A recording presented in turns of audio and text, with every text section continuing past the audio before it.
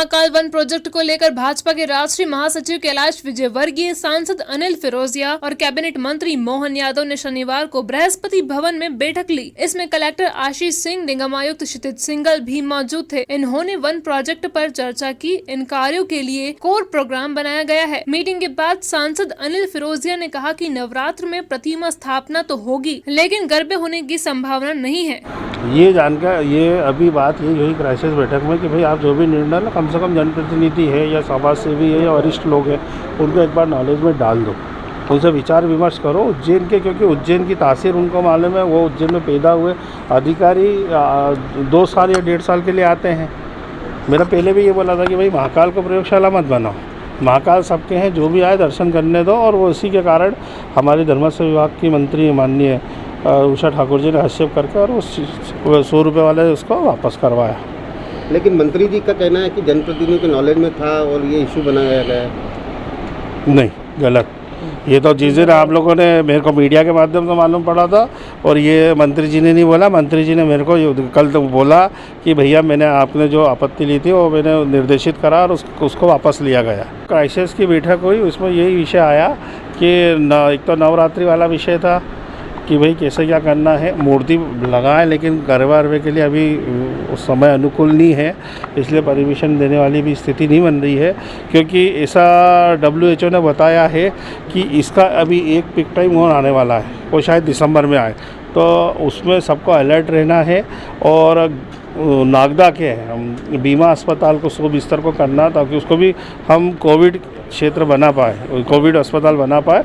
उसके लिए कलेक्टर साहब ने भी वो प्रयास करे और मैं भी कर रहा हूँ, ताकि उसको हम नागदा, आलोट, नागदा, बड़नगर और उन्हेल के लोगों को यहाँ नहीं आना पड़े, ग्रामीण लोगों को उनको वहाँ सुविधा मिल जाए। गरबों पर जैसे रोक लगाई जा रही है, गरबे जैसे में अलर्ट रहेंगे, तो उसी प्रकार क्या रावण दहन में भी कुछ रोक लगेगी? रोक नहीं लगा रहे, मैं फिर कह रहा हूँ कि अभी विचार चल रहा है अभी कि क्या करना है।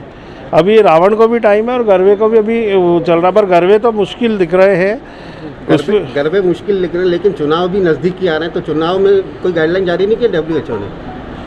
चुनाव की तो चुनाव आयोग ने गाइडलाइन आज ही पढ़ लो आप, वो दिए, जो गाइडलाइन दी है उन पूरी मीडिया आपने छापा है। माना जाए तो सिर्फ नवरात्र पर, लेकिन मेरा ये कहना है, माननीय प्रधानमंत्री जी का भी कहना है कि अभी कोरोना गया नहीं है, इसे सतर्क रहने की आवश्यकता है।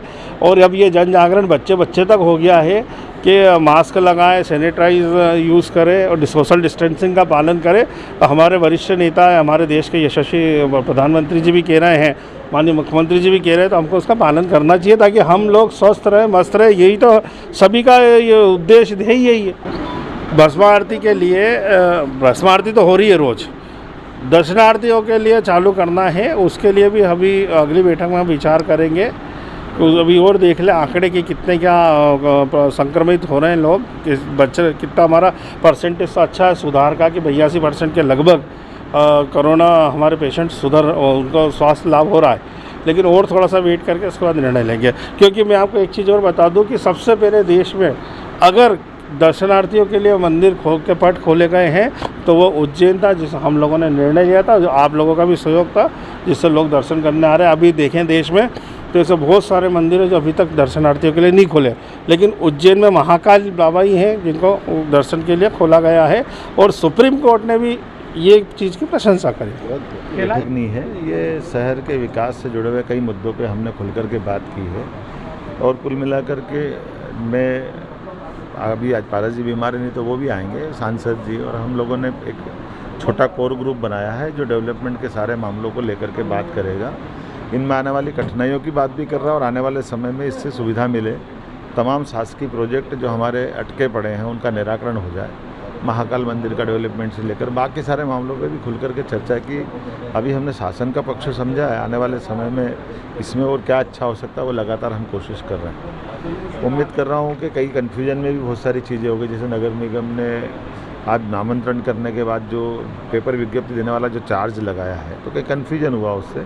तो वो नगर निगम को ऐसा लगता है आय का स्रोत बढ़ाया, आय का स्रोत नहीं बढ़ाया, वो वास्तव में वो पेपर विज्ञप्ति देने के लिए। तो हमने कहा पेपर विज्ञप्ति में जो धारक है जिसको नामांतरण कराना है वो अपना स्वयं का भी पेपर में जा सकता है कराने के लिए, तो एक चांस उसको भी दे दो। ऐसे कई सारे खर्चे हैं जो एक तरह से जायज़ है, लेकिन जनता के बीच में उसका सही पक्ष आना चाहिए, इस पर हमने बात की। महाकाल मंदिर 100 रुपये की बात करें निर्णय ले लिया गया, जनप्रतिनिधियों के नॉलेज में नहीं था, फिर सांसद द्वारा आवाज़ उठाई गई, उसके बाद फिर नहीं ऐसा नहीं है, मेरी जानकारी में पूरा था और कल जब वापस लिया तभी मैंने बताया था, क्योंकि वो जो लिया गया था उसका वो सही पक्ष नहीं आ पाया था कि वो लेने वाला जैसे 250 रुपये जो ऑनलाइन लेते थे उन 250 के बजाय जो बिना उस पर बुक कराए से आ रहे थे उन 100 रुपये ले रहे थे। आम जनता से नहीं था, लेकिन फिर भी कन्फ्यूजन था तो हमने कहा वापस लो, दोबारा जनता को विश्वास में लेकर के कोई काम करे ज़्यादा अच्छा रहेगा। कोई भी कन्फ्यूजन हो, हम शहर के हित के लिए, बाबा के दर्शन के लिए कोई भी काम करेंगे तो सबकी जनता के विश्वास में लेके चलना ज़्यादा जरूरी है। मंत्री जी से जुड़ा हुआ सब वापस हो गया क्या? नहीं, मैंने फिर बोला कि नामांतरण का कोई शुल्क नहीं है। नामांतरण का मुद्दा इतना है कि नामांतरण में जो पेपर विज्ञप्ति का जो चार्ज आ रहा है वो ले रहे हैं कि जैसे मान लो अवंतिका में छापना है या 2 पेपर और कोई भी भास्कर नई दुनिया किसी में देना हो, तो अब हमने कहा एक काम करो, उसको देने के बजाय अगर वो खुद अपने पेपर में छपा कर ले आता है तो वो उसकी फिर पैसे की ज़रूरत नहीं पड़ेगी। तो एक चांस जनता को दे दो, ताकि अगर आप जनता के लिए ले रहे हैं तो कोई दिक्कत नहीं। हाँ, एक बात ज़रूर है कि कई लोग मान लो मृत्यु होने के बाद में 3-3 महीने के बाद भी वो नहीं करा पाते हैं, बता नहीं पा रहे हैं, तो हमने कहा इसमें बात सही कि एक समय सीमा के बाद इसमें पेनल्टी लगाओ ताकि वो समय सीमा में वापस नामांतरण करा लें जिसका नाम का है। दूसरा हमने कहा कि सभी वार्डों में शिविर लगाओ ताकि जनता के बीच में सुविधाओं की जानकारी आ जाए। कोई कमी हो, कोई पेशी हो, कोई ज़रूरत हो, कोई आवश्यकता हो तो सभी वार्ड में उत्तर दक्षिण के नगर निगम को बोला है कि वो अपने प्रत्येक वार्ड में शिविर लगा करके जनता के बीच, जनता के से जुड़े हुए मुद्दों को, उनकी समस्या को समझे और उसका निराकरण करने के लिए आगे बढ़े।